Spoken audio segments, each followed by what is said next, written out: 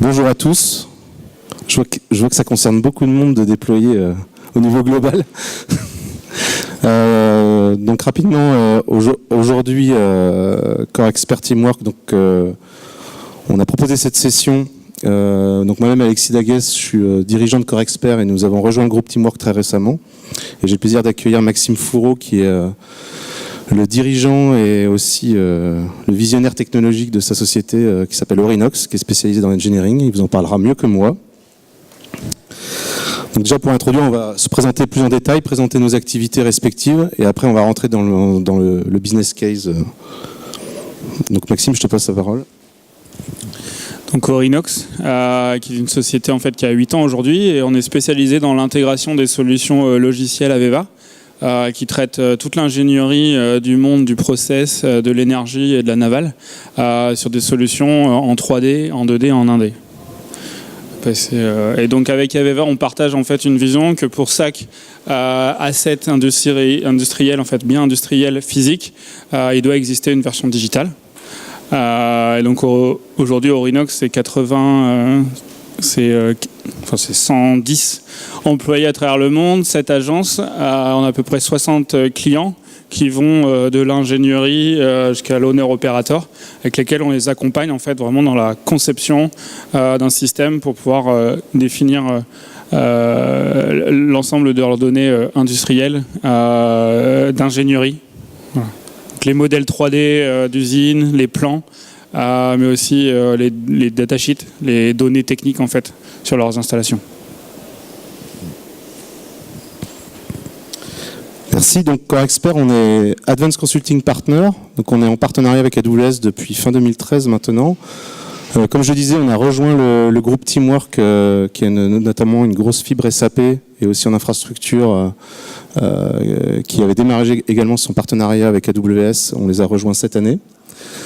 Core Expert et Teamwork, aujourd'hui, on adresse de nombreuses problématiques, notamment sur la partie développement, donc tout ce qui est construction d'applications cloud native, donc ce qu'on appelle les cloud native apps, c'est-à-dire construire des applications optimisées pour le cloud AWS.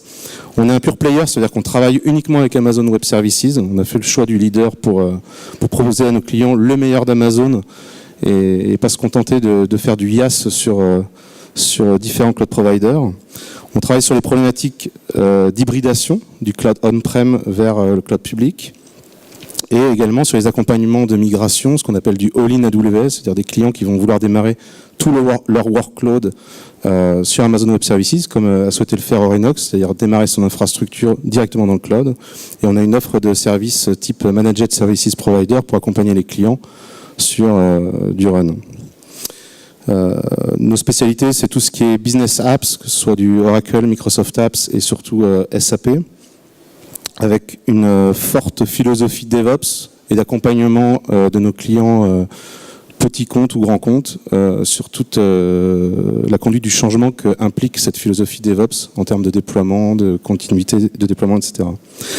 Teamwork dans le monde, c'est environ 500 collaborateurs qui vont de San Diego à Montréal, Boston, Paris, Lyon, Genève, en Allemagne également, d'autres points en Suisse et Ho Chi Minh, ainsi que Singapour. Donc une quinzaine de sites dans le monde.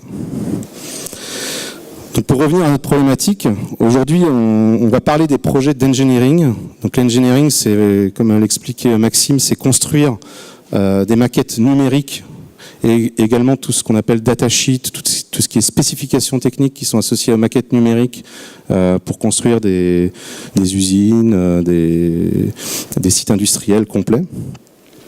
Ces projets-là posent de nombreuses problématiques qui impactent directement l'IT en général, qui est souvent un vrai pain point pour l'IT. Notamment, ce sont des projets qui sont plutôt éphémères, parce qu'on est sur des projets parfois de construction d'usine ou alors de digitalisation de cette usine. Donc ils sont en général de 18 et 48 mois, avec une charge variable de personnes qui vont travailler sur ces projets, et donc un nombre de stations CAO, de grosses stations 3D, variables durant le projet, qui peut varier entre 20 et 200 postes, voire plusieurs centaines de postes. Souvent, on a des équipes qui sont réparties dans le monde, qui ont travaillé en follow the sun.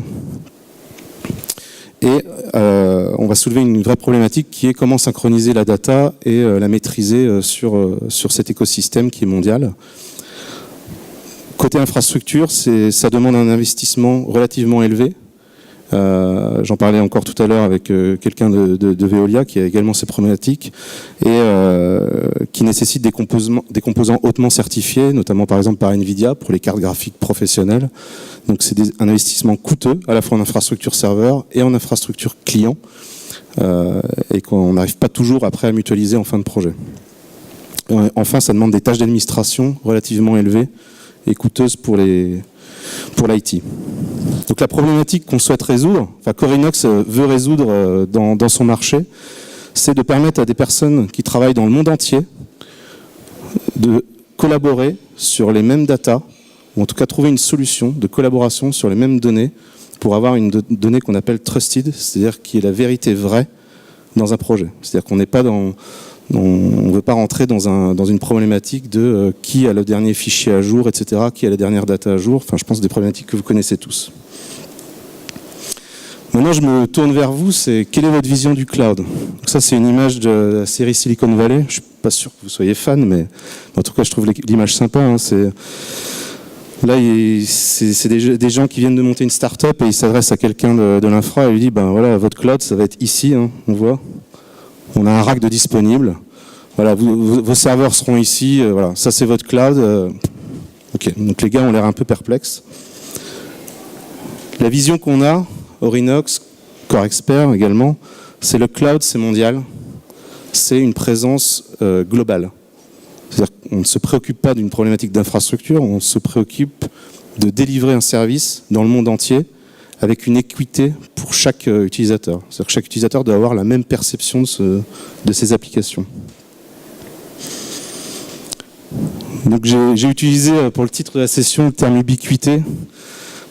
Je ne sais pas si cette image vous parle, hein, c'est un extrait de Matrix. L'ubiquité, c'est le principe d'avoir une présence globale, ce qu'on appelle un peu idempotente, c'est-à-dire qu'on a le comportement identique dans le monde entier, reproductible. Donc en gros, on a une présence globale, identique, et chaque application enfin si on transpose ça dans l'IT, chaque application va avoir un usage unique, propre à sa localisation, mais répétitif. Donc j'ai une petite question pour Maxime, c'est pourquoi tu as choisi AWS et derrière, quel était l'enjeu business pour ta société? Donc pour Orinox, en fait, c'était important. Je pense que tu peux passer au slide suivant. Pour Orinox, en fait, donc depuis 8 ans, on propose en fait des services, énormément d'assistance technique, où on vient travailler avec le client, à l'accompagner sur le process, comment migrer en fait des solutions en fait 3D, 2D, 1D. Créer des contenus pour l'accompagner et vraiment accélérer sa digitalisation. On maîtrise en fait des technologies et tout ça avec des hommes. Très clairement, il fallait qu'on commence. Moi, j'ai voulu vraiment penser en fait au futur de ma société et comment venir proposer une solution qui allait pouvoir disrupter le modèle d'assistance technique où on est énormément à 80% en fait directement chez les clients en venant renforcer les équipes et pouvoir proposer une solution en fait directement sur une plateforme. Simple d'accès où le client pouvait directement prendre. Il y a un projet en fait qui va devoir monter en charge. On va démarrer avec 5 utilisateurs. On peut très rapidement en 2 jours démarrer un projet, alors que on est plutôt en fait sur plusieurs mois. Aujourd'hui en fait chez les clients, c'est ce qui se fait avec un IT de manière un peu plus typique. Voilà. Donc très rapidement en fait on s'est tourné vers des solutions cloud et si on a choisi les solutions Amazon, c'est vraiment que Amazon nous permettait d'avoir d'être justement vraiment global, d'avoir une solution mondiale et des services GPU. Donc parce que nos solutions en fait demandent des forts besoins en fait en solutions graphiques et d'avoir ces solutions graphiques dans le monde entier.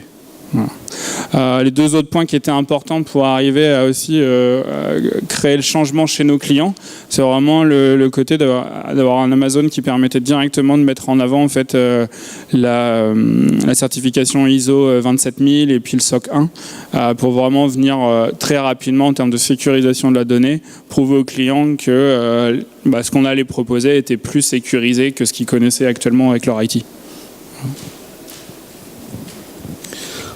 Donc là, on va poursuivre sur quelques slides orientés business, puis après on ira un petit peu plus vers la technique. Je vous rassure, ça ne sera pas non plus trop technique. Donc là, la vraie problématique, c'est de prouver un client final à un opérateur. Donc on parle de clients type grands opérateurs de l'énergie, hein, qu'ils soient français, mondiaux, dans le pétrole, l'électricité. Enfin, je pense que vous voyez à qui on fait allusion. Et de prouver justement la valeur de cette solution via le TCO. Et aussi le time to launch, je pense que vous en avez entendu parler ce matin, de démarrage des projets.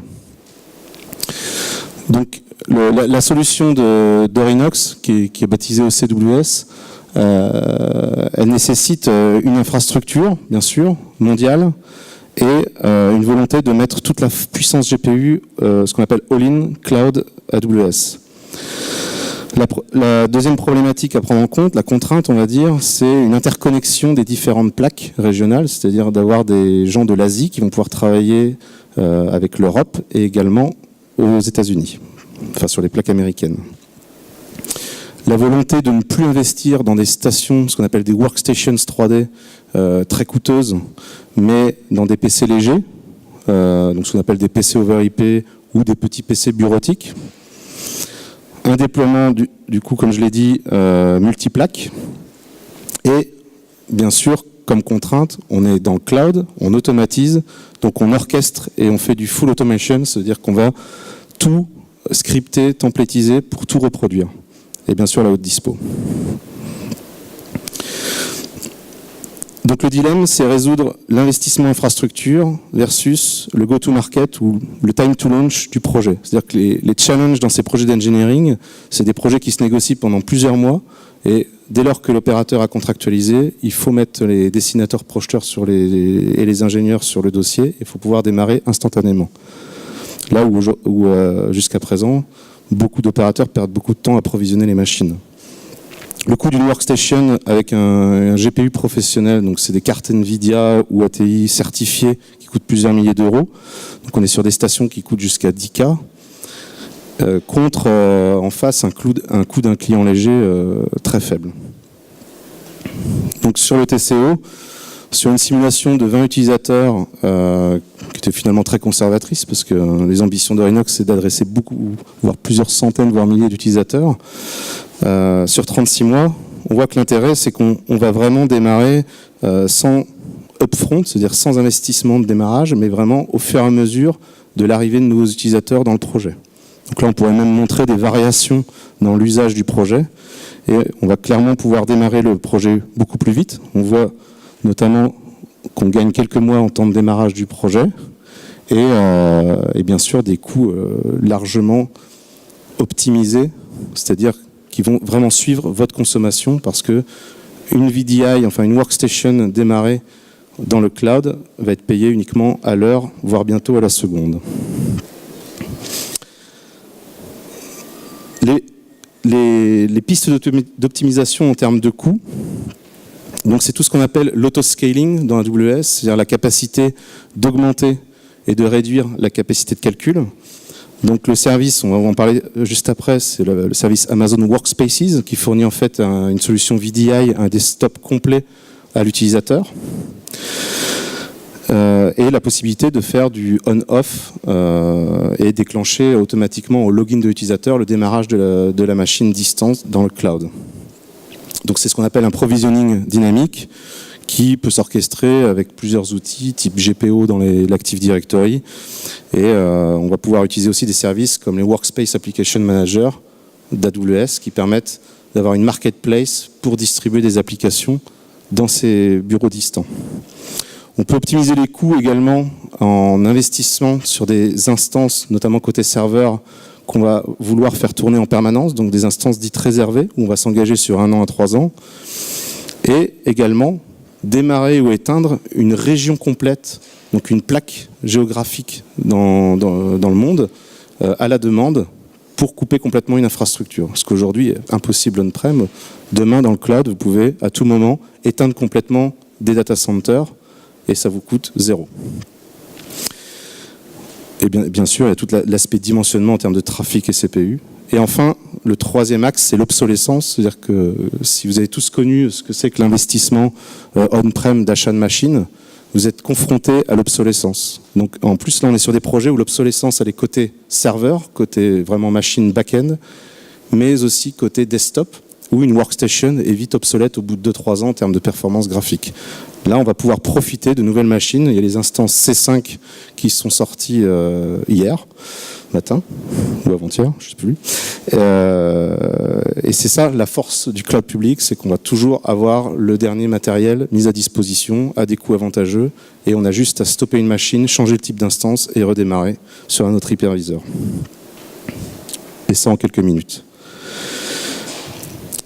Si on avance sur la partie technique, donc l'architecture, c'est ce qu'on appelle dans le monde AWS une architecture multi-région. Donc, est-ce que pour tout le monde, une région AWS, c'est clair? On en a parlé un petit peu ce matin à la keynote. Juste pour rappeler rapidement, une région, c'est ce qu'on appelle un ensemble, un cluster de data centers qui vont être distants entre 10 et 100 km maximum. L'idée, c'est qu'entre chaque zone de disponibilité d'une région, donc une zone, c'est un ensemble de data centers également, entre chaque zone, on a une latence inférieure à 10 millisecondes pour pouvoir assurer des réplications et des failovers automatisés côté AWS.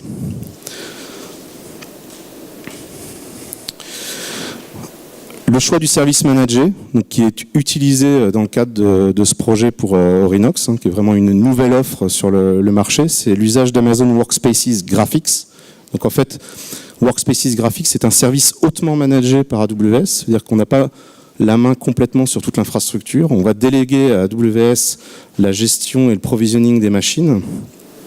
On va juste s'occuper de l'installation logicielle, du paramétrage, de l'intégration dans l'Active Directory et de l'installation de toutes les applications qu'on veut fournir à notre client. Donc les graphics, l'intérêt c'est qu'on a une capacité GPU professionnelle, c'est-à-dire que derrière on a des NVIDIA Grid K520 qui sont des clusters de calcul GPU relativement puissants et mutualisables via l'hyperviseur d'AWS. Et on a tout un système d'images et on va construire une image de machine qu'on va pouvoir dupliquer, qu'on va pouvoir transporter d'une région géographique à une autre pour vraiment dupliquer la même chose dans chaque région. On va pouvoir s'intégrer facilement avec Active Directory et qu'il soit on-prem ou d'ailleurs full cloud. Et également le service Amazon Workdocs qui peut s'intégrer facilement avec Workspaces pour faire une synchronisation par exemple de documents sur le poste local. Donc là l'idée c'est de vous présenter une petite vidéo qui a été faite d'ailleurs, c'est le support commercial d'Orinox.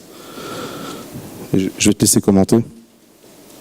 Donc là, on voit bien en fait les différentes équipes à travers le monde qui vont travailler en fait ensemble. Donc là, un chef de projet qui va se loguer en fait sur une instance, démarrer en fait sa solution Aveva Engineering, déclarer donc un objet, un équipement, et ensuite envoyer en fait, sauvegarder et envoyer ces informations à son ingénieur process qui elle se trouve en Malaisie. Donc instantanément, elle va pouvoir en fait ouvrir son outil en fait, qui est plutôt un outil de 2D pour faire de la schématique diagrams, et rajouter la ligne de tuyauterie et l'équipement.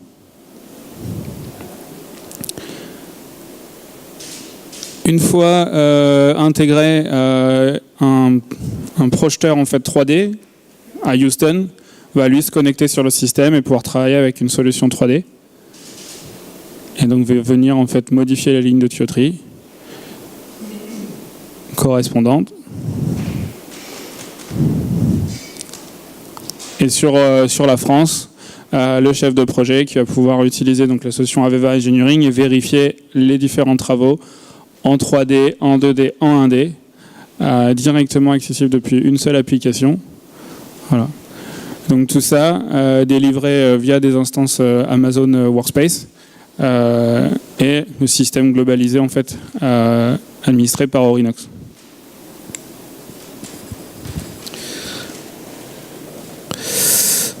Merci. Donc je précise que... Ouais.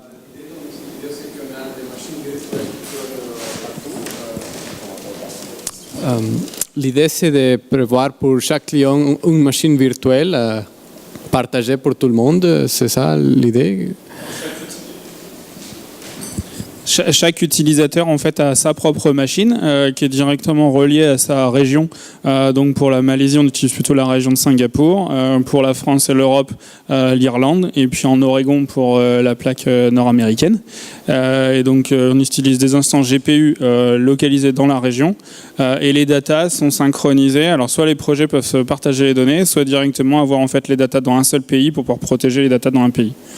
Voilà. Mais ce sont des machines virtuelles. Ah oui, ce sont complètement des machines virtuelles. Oui. Donc ouais, c'est vraiment des machines virtuelles. En fait, Amazon Workspaces, c'est uniquement une surcouche du service EC2, qui est le fournisseur de machines virtuelles d'AWS, Elastic Cloud Compute. Donc en gros, Amazon Workspaces va orchestrer la gestion de machines EC2. C'est simplement que vous n'allez pas les voir dans votre console. Vous n'allez pas pouvoir intervenir sur le système d'exploitation en détail, etc. Mais c'est exactement les mêmes types de machines qu'on pourrait démarrer c'est d'ailleurs des G2, de type G2 sur AWS, c'est-à-dire des machines graphiques de deuxième génération, sachant qu'il y a des troisième génération qui est sortie un mois et demi. Donc c'est de la VM qui s'appuie sur une infrastructure derrière propre à AWS où il y a des grids Tesla Nvidia qui permettent de fournir le streaming graphique que vous avez vu et la qualité et la réactivité, qui est largement au même niveau qu'une workstation locale. En termes de paysage applicatif de la solution, beaucoup de Microsoft, bien sûr, autour de cette solution. Il faut savoir que les workloads Microsoft fonctionnent exceptionnellement bien sur AWS, voire même mieux que chez certains autres providers publics qui devraient en faire autant. Le setup est basé entièrement sur Windows Server 2012, avec du full Active Directory cloud, avec des réplications multi-régions, c'est-à-dire que l'Active Directory est complètement global dans l'infrastructure. Et bien sûr, du SQL Server, Always On, du Microsoft 2IS pour la partie visualisation streaming que vous avez vu à la fin de la vidéo. Il y a aussi du reporting SQL Server. Enfin voilà, il y a beaucoup d'outillages Microsoft qui sont utilisés dans les solutions Aveva. Il y a également l'appliance OCWS développée par Orinox. Et enfin, on s'appuie sur des éditeurs comme Autodesk, comme Aveva, bien sûr la suite Office qui est fournie dans les workspaces, et également Amazon Workdocs. Donc ça, c'est, je dirais, toute la suite qu'on a côté client, et derrière, toute la suite applicative qu'on a côté back-end serveur de l'infrastructure. Et tout ça, on va se connecter depuis le service Amazon Workspace, qui est le petit client que vous avez vu au démarrage dans la vidéo. Donc, comment ça se passe dans AWS en termes de design? On va tout construire dans ce qu'on appelle une VPC, qui est le Virtual Private Cloud, pour faire une isolation sur votre réseau privé. Donc une VPC, elle est associée à une région, mais elle va pouvoir s'appuyer sur plusieurs zones de disponibilité. Donc là, on a choisi d'avoir 2 zones de disponibilité dans chaque région, et chaque service est redondé dans une autre zone de disponibilité. Donc on a une redondance complète de l'Active Directory, des serveurs de fichiers DFS, du SQL Server. La partie Workspaces aussi est balancée d'une zone à une autre. C'est-à-dire que si on a une zone qui devient indisponible, toutes les Workspaces peuvent redémarrer dans une autre zone. Et tout ce qui est serveur de licence, j'en oublie sûrement, 2IS, etc. Tout est à cheval sur les zones de disponibilité pour avoir une haute disponibilité. On va avoir des bascules de failover automatiques, notamment si on perd un serveur de fichiers, on va pouvoir basculer de manière transparente pour l'utilisateur sur le serveur secondaire. Et bien sûr, toute cette construction est complètement automatisée, où on voit que chaque tiers applicatif est isolé également sur un subnet différent, pour être compliant au niveau sécurité applicative et garantir au client final qu'on n'a pas de fuite interréseau. Donc tout ça, c'est typiquement des choses qui sont complètement scriptables, qui apportent un haut niveau de sécurité et qui est aujourd'hui très compliqué à faire souvent on-prem. C'est-à-dire que quand on souhaite avoir du subnetting très précis dans des réseaux cloud privés, on sait que ça rentre vite dans une grosse galère de routage, etc. Là, l'avantage, c'est qu'on va pouvoir scripter, reconstruire à la demande, etc. Et le scripting, ça ressemble à ça. Donc, je vous demande pas de comprendre ce qui est écrit. Ça, c'est un script qui s'appelle, qu'on va injecter dans le service CloudFormation, qui est vraiment un service fondamental dans AWS, qui est l'orchestrateur qui permet de construire dynamiquement une infrastructure. Donc c'est dans ce script qu'on va commencer à déclarer la création d'une VPC, la création des subnets. On va aussi, là vous pouvez le voir, on va pouvoir déclarer typiquement l'image de base du Windows Server qu'on veut utiliser dans chaque région, parce que l'image est associée à une région géographique. Donc on a ici les États-Unis, l'Europe et l'Asie. Et après, on va définir comment on veut démarrer cette image Windows Server, comment on veut l'approvisionner, quelle application on veut installer dessus, quel script GPO on veut exécuter, etc. Donc tout ça, ça permet d'apporter l'automatisation complète. C'est vraiment la philosophie DevOps qu'on peut apporter également dans le monde Microsoft, dans le monde corporate, de reconstruire à la demande, refaire, rebuild. C'est-à-dire qu'on doit ne pas avoir peur de détruire pour reconstruire. C'est-à-dire que si on s'est trompé, on n'a pas à racheter des machines. On a juste à couper, delete, et on reconstruit. L'intérêt aussi du templating, c'est qu'on va pouvoir le dupliquer et on va pouvoir reconstruire cette même infrastructure sur chaque région géographique dans le monde. Donc aujourd'hui, on a choisi 3 régions qui correspondent à 3 régions où on a du GPU de disponible, mais on va pouvoir compléter sur d'autres régions à la demande. Tout ça est interconnecté avec des liens VPN redondés, où chaque zone de disponibilité dans chaque région est interconnectée avec les 2 autres régions.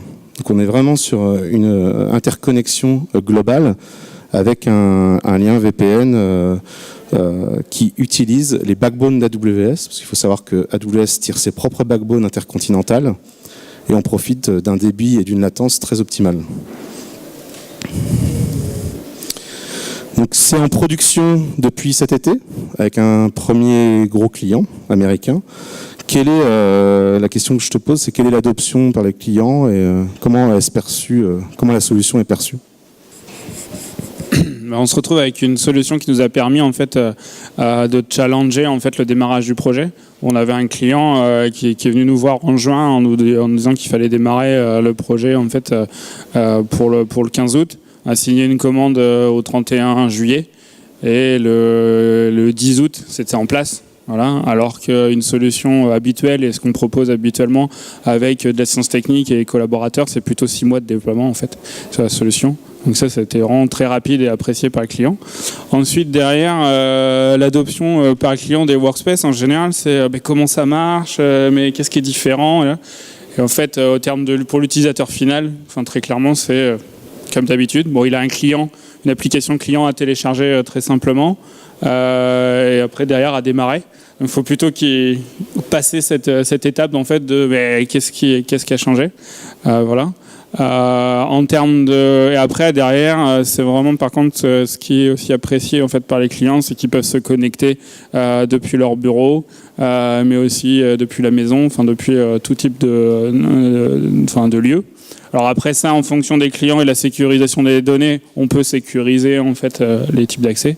Mais voilà. Et puis tout type aussi, ce qui est intéressant, c'est qu'il n'y a plus à se soucier de quelle est la machine, la plateforme en fait de la machine cliente. La solution Workspace tourne en fait sur tout type de device et sur tout type de plateforme. Voilà. Oui, tout type de plateforme. Et on a un autre service très intéressant chez AWS. Vous en avez entendu parler ce matin. Donc c'est une autre question. C'est what else quoi. Qu'est-ce qu'on peut faire après ce premier build, parce que l'objectif, c'est que vu qu'on va très vite sur AWS pour construire, c'est d'optimiser en permanence, d'améliorer la solution, etc. Donc on va dire que le next step, c'est le produit dont vous avez entendu parler ce matin, notamment chez Veolia, qui s'appelle Amazon AppStream 2, donc qui est une deuxième mouture d'un streaming applicatif qui cette fois-ci est full HTML5, c'est-à-dire qu'on va pouvoir streamer les applicatifs dans un navigateur web, quel qu'il soit, avec derrière une puissance GPU qui est disponible justement depuis cet été. Donc on ne s'est pas permis de mettre un produit qui venait de sortir en production, mais l'idée c'est vraiment d'embrayer rapidement sur cette solution qui apporte encore plus de fluidité en termes de streaming. Et vous pouvez la tester gratuitement sur le site d'AWS. Si vous allez dans Amazon AppStream 2, vous pouvez faire Try Now. Ça va juste vous demander de vous connecter ou d'accepter un formulaire et vous allez pouvoir lancer la suite Office par exemple sur AppStream et voir par vous-même la réactivité, quoi. Et enfin, une autre piste d'opportunité de collaboration, notamment entre Aurinox et Teamwork Core Expert, pour vraiment apporter des nouvelles réponses sur le marché, c'est d'interconnecter tout ce qui est data technique, d'engineering, etc., avec des solutions ERP, notamment type SAP, pour pouvoir améliorer la maintenance de ces installations. C'est-à-dire qu'une fois qu'on a digitalisé toutes ces installations, l'intérêt, c'est d'améliorer l'approvisionnement, améliorer la maintenance, mieux gérer les stocks, et j'en passe. Et sûrement aussi des pistes dans tous les domaines de machine learning pour améliorer les retours d'expérience. Donc voilà, je vous remercie de votre attention. On peut se retrouver pour des questions maintenant si on a un petit peu de temps ou au stand Teamwork Core Expert. On est à côté du plateau BFM TV. N'hésitez pas à venir nous voir pour qu'on discute du case. Merci. Merci.